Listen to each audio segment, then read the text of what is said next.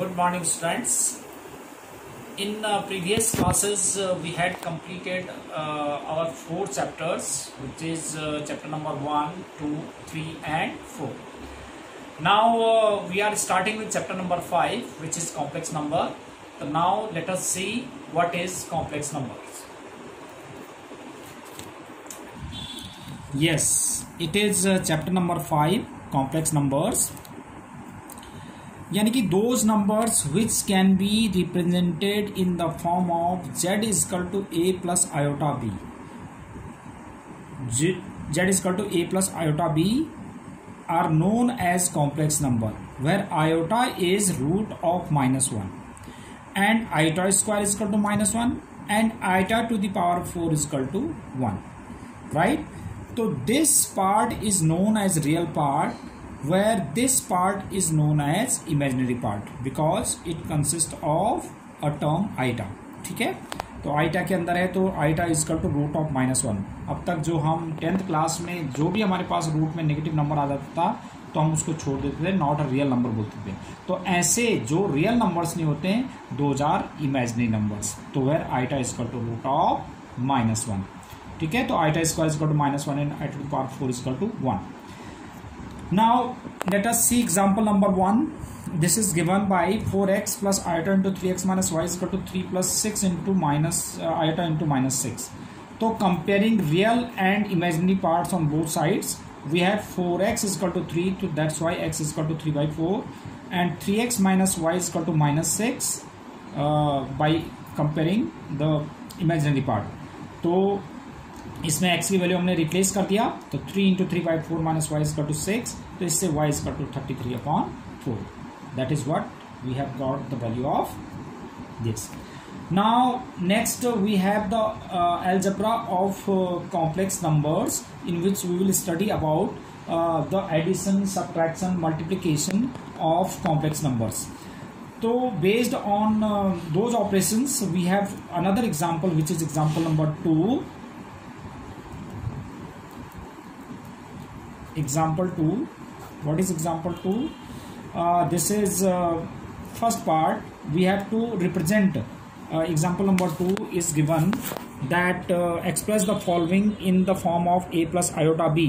So how will you represent, how will you convert this in the a plus iota b form? The first part is -5 iota or into 1/8 iota. So this can be written as -5/8 iota square.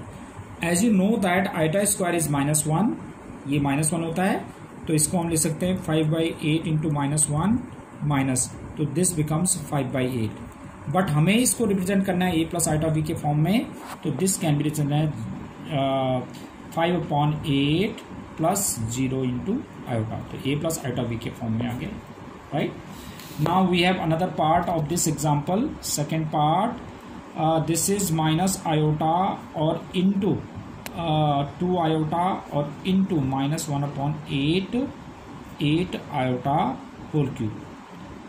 तो इसको simplify करते हैं तो this can be written as -2 iota square. जब हम इन दोनों terms का multiply करेंगे तो -2 iota स्क्वायर, और 8 का क्यूब होता है हमारे पास, माइनस का क्यूब तो माइनस ही होगा, 1/256 आइटा टू द पावर 3.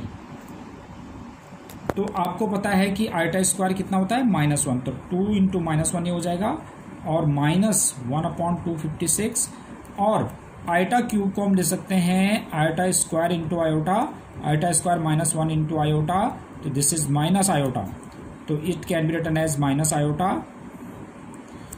तो ये माइनस माइनस प्लस हो जाएगा, फिर माइनस, फिर प्लस हो जाएगा, तो यानी कि 2/256 आयोटा या 1/128 आयोटा. तो ये आ गया हमारे पास a प्लस आइटा b के फॉर्म में.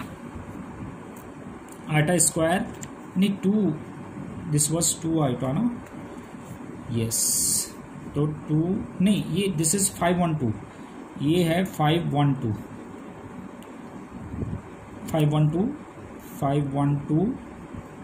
तो 512 2 से कटेगा तो 1256, तो 1/256 हो जाएगा, तो 1/256 आयोटा। बट हमें इसको a प्लस आयोटा b के फॉर्म में लाना है, तो इसको लिख सकते हैं 0 + 1/256 आयोटा। तो this is in the form of a plus iota b. This was example number 2. Now move on to example number 3. What is example number 3? Example number 3 is given by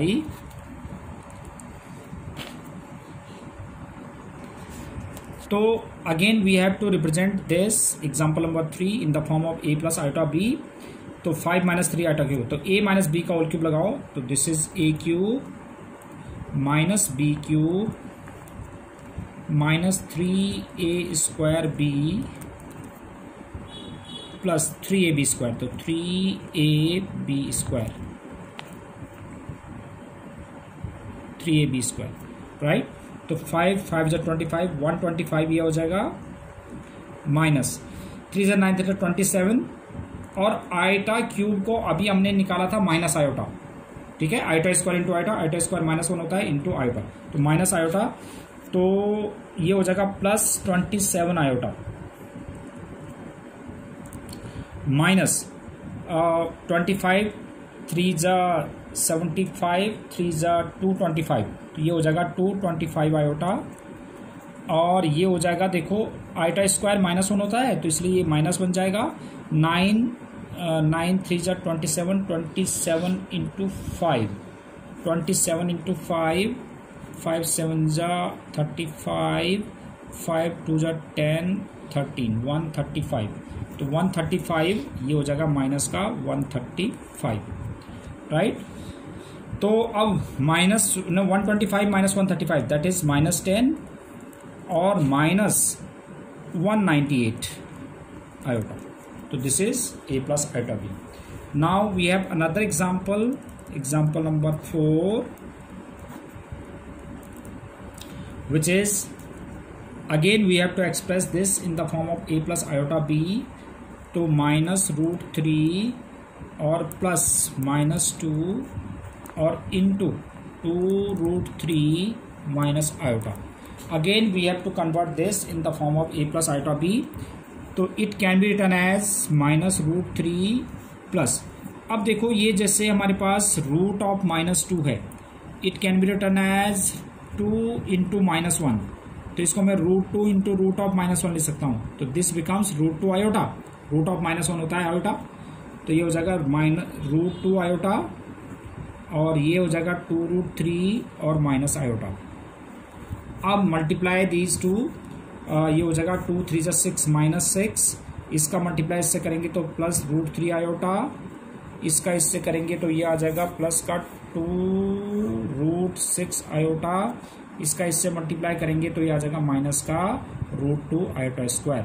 आयोटा² -1 होता है, तो ये माइनस हो जाएगा, तो ये हो जाएगा √2, तो √2 - 6, ठीक है, जो रियल पार्ट है और उनको एक साथ और इमेजिनरी पार्ट एक साथ, और ये आयोटा वाले हो जाएगा, तो √3 कॉमन ले लो, तो 1 + 2√2 आयोटा, तो आ गया a प्लस आयोटा b के फॉर्म में, राइट। तो these were example number 1 to 4. Now we have modulus and conjugate of complex number. What are the modulus and conjugate of complex numbers? Suppose we have z is equal to a plus iota b is a complex number. तो modulus of z is given by and is represented by mod of z. आप इस तरह से बार लगेगा mod of z which is equal to √ of a² plus b², मतलब real part का square plus imaginary part का जो कोफिशिएंट है उसका square, right. And conjugate of z is represented by bar z, ऐसे बार लगाएंगे z equal to a minus iota b, जैसे z equal to a plus iota b है, तो only हमें we have to change the sign of imaginary part only, ठीक है। जैसे suppose ये it would have been a minus iota b, तो conjugate of this would be a plus iota b, right? Now properties and modulus and conjugate of complex numbers. What are the properties? First property is modulus of z1 z2 is equal to modulus of z1 into modulus of z2.